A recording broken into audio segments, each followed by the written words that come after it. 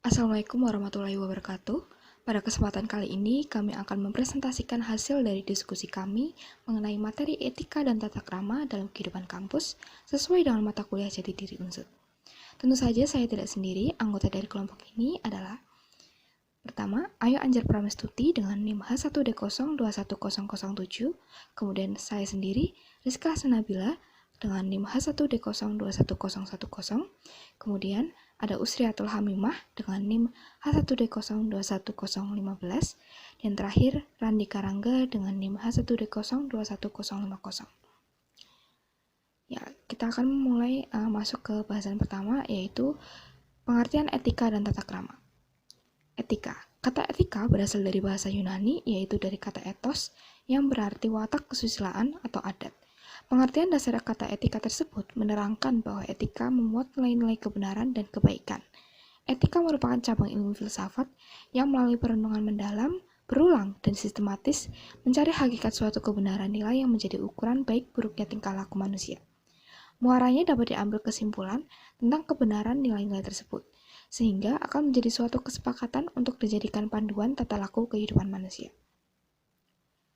Etika sering memiliki istilah lain yang pemaknaannya terhimpit dengan arti kata etika. Istilah lainnya identik dengan etika adalah susila dan tata krama. Tata krama ini terdiri dari dua kata, yakni tata yang artinya adat, aturan, norma, dan karma, dan krama yang berarti sopan santun, tindakan, dan perbuatan. Dengan kata lain, tata krama adalah aturan berperilaku dan bersikap dalam kehidupan sehari-hari. Jadi, tata krama adalah aturan kehidupan yang mengalir dalam hubungan antar manusia. Perkenalkan, saya Randi Karangga Suryakusuma dan di sini akan menjelaskan tentang etika dan tata krama dalam kehidupan kampus. Etika dan tata krama dalam kehidupan kampus. Etika dalam masyarakat kampus atau dapat disebut sebagai etika akademik bersifat universal karena etika berdasarkan kepada ilmu dan kearifan. Sedangkan tata krama pergaulan kampus akan berbeda dari satu tempat dan ke tempat lainnya. Tata krama didasarkan pada adat dan kebiasaan serta kesepakatan dalam suatu masyarakat, sehingga adat kebiasaan lokal tempat kampus tersebut berada akan mempengaruhi tata krama pergaulan dalam kampus tersebut. Pengetahuan tata krama yang bersifat lokal ini bagaimanapun akan mempengaruhi tabiat dan perilaku anggota sivitas akademika yang tercermin dalam sikapnya. Landasan etika akademik. Sikap akademik dipengaruhi oleh tingkat penguasaan ilmu dan luasnya wawasan seseorang. Semakin tinggi tingkat keilmuan yang dimiliki dan semakin luas wawasan seseorang, akan semakin baik sikap akademik seseorang. Sikap akademik tersebut selaras dengan etika akademik yang juga berlandaskan pada ilmu dan kecendikian atau kearifan seseorang. Kecendikian yang bersifat dalam etika akademik ini adalah bentuk kesadaran terhadap pentingnya kemanusiaan dalam pergaulan sosial yang didasarkan pada penguasaan ilmu dan penerapannya untuk memecahkan permasalahan yang dihadapi. Permasalahan yang dihadapi dalam kehidupan. Ilmu melandasi etika akademik. Ilmu dikembangkan menggunakan metode ilmiah, logika, otoritas, dan intuisi. Sikap akademik yang dimiliki anggota sivitas akademika. Yang pertama, ada keingintahuan, senantiasa mempertanyakan berbagai hal yang dihadapinya. Yang kedua, kritis, yakni menguji setiap kebenaran dari setiap informasi yang didapatkan. Yang ketiga, ada terbuka, bersedia dikritik dan menerima argumen dari orang lain. Objektif, yang artinya bahwa seseorang akademisi mampu melihat sesuatu secara nyata seperti apa adanya. Yang kelima, ada tekun dan konsisten, tidak cepat menyerah dalam menggali ilmu pengetahuan yang ada. Dan yang keenam, ada berani mempertahankan kebenaran. Dan yang ketujuh, ada berpandangan ke depan. Dan yang kedelapan, ada independen, yaitu keleluasaan untuk mengajar dan membahas masalah tanpa campur tangan pihak lain. Dan yang terakhir ada kreatif. Yang terakhir adalah etika akademik. Dalam tata pergaulannya, dikembangkan suatu ilmu tentang apa yang baik dan apa yang buruk, tentang hak dan kewajiban moral yang dilandasi kearifan. Itulah yang dimaksud dengan etika akademik. Seseorang yang beretika akademik diantaranya dapat digambarkan sebagai berikut. Yang pertama ada apresiatif. Wujud keadilan yang paling mudah adalah menunjukkan apresiasi terhadap pemikiran dan karya orang lain dengan alasan yang masuk akal. Yang kedua ada agnostik. Dalam bahasa Arab adalah tawadu atau menganggap dirinya rendah dalam pengetahuan di hadapan alam yang kompleks dan misterius. Dan yang terakhir ada mengakui otoritas. Artinya bahwa setiap kali menggunakan hasil karya ilmiah orang lain, baik dalam penyampaian lisan maupun tulisan, harus dinyatakan autor. Perkenalkan, nama saya Yuanjar Paramestuti. Untuk topik yang ketiga, saling menghormati dan menghargai perbedaan dalam membangun demokrasi akademis.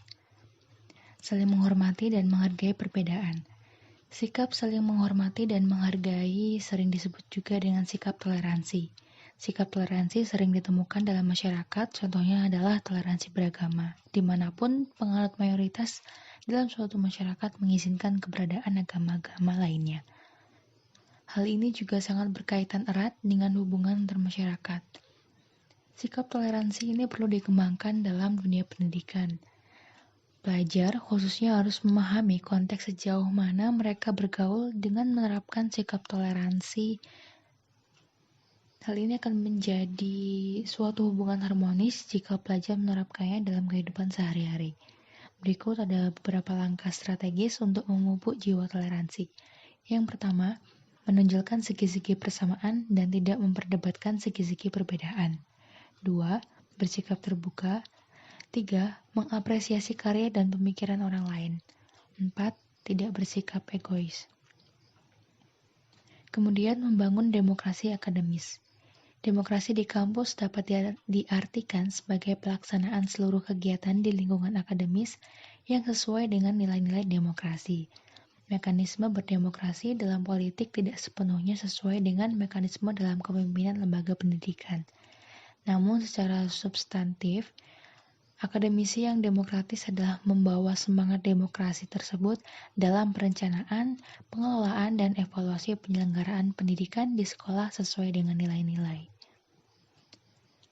Upaya membangun akademis demokratis. Yang pertama, keterbukaan saluran ide dan gagasan. 2. Memberikan kepercayaan kepada individu-individu dan kelompok. 3. Memperlihatkan kepedulian terhadap kesejahteraan orang lain dan terhadap persoalan-persoalan publik. 4. Ada kepedulian terhadap harga diri, hak-hak individu dan hak-hak minoritas. 5. Saling menghormati dan menghargai satu sama lain. Nah, keadaan ini menciptakan suasana kesetaraan sehingga manusia mempunyai ruang untuk mengekspresikan diri secara bertanggung jawab. Perkenalkan, saya Usratul Hamimah. Pada pembahasan keempat ini, kita membahas tentang mengembangkan etika melalui penggunaan dan perawatan fasilitas kampus. Etika pergaulan masyarakat kampus dalam setiap universitas pasti berbeda-beda. Semua itu tergantung pada di mana universitas tersebut dan kampus itu berdiri. Karena perbedaan itu, maka dalam hal penggunaan dan perawatan fasilitas kampus pun pada setiap universitas berbeda-beda. Dan sanksi yang didapat bagi setiap pelanggarnya pun berbeda-beda juga. Tapi sebelum kita menggunakan fasilitas kampus untuk kebutuhan kita harus mengetahui terlebih dahulu tentang fasilitas kampus itu keadaannya seperti apa. Hal itu termasuk dalam pengembangan etika untuk penggunaan dan pemanfaatan fasilitas kampus. Nah, perawatan terhadap fasilitas kampus pun tidak hanya dilakukan dengan perawatan yang biasa, tetapi perawatan yang dimaksud adalah bagaimana kita menjaga dan memelihara agar fasilitas tersebut tidak mudah rusak. Baik, mungkin itu saja yang dapat kelompok kami sampaikan.